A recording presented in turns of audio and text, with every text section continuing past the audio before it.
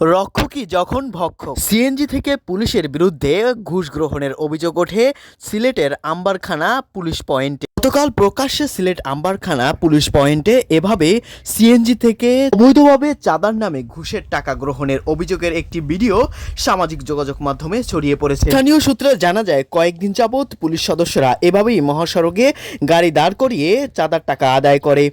গতকাল এমন ঘটনা ঘটলে আশেপাশের সাধারণ মানুষ সে ভিডিও ধারণ করলে তা দ্রুতই সামাজিক যোগাযোগ মাধ্যমে ছড়িয়ে পড়ে।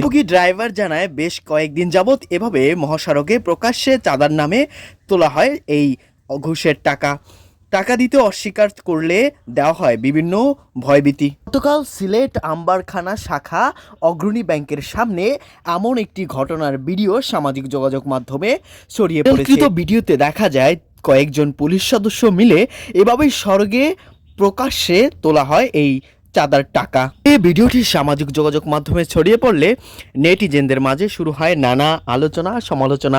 কেউ কেউ বলেন, চাঁদাবাজ এভাবেই প্রকাশ্যে সড়ক থেকে পুলিশের এমন চাঁদাবাজি যা ছিল অপ্রত্যাশিত। কেউ বলেন, রক্ষক যখন ভক্ষক হয় তখনই এমন দৃশ্য চোখে পড়ে। নানাজন নানা কথা বললেও কেউ একজন বলেছেন, এজন্য আমাদের এ থেকে সচেতনতা এবং প্রকাশ্যে এমন চাঁদাবাজি করলে তা আশেপাশে সাধারণ মানুষ যদি ক্যামেরা বন্দি করে তা দ্রুতই সামাজিক যোগাযোগ মাধ্যমে ছড়িয়ে পড়লে মানুষের মাঝে বিভিন্ন সচেতনতা বৃদ্ধি পাবে বলেও অনেকে ধারণা করে।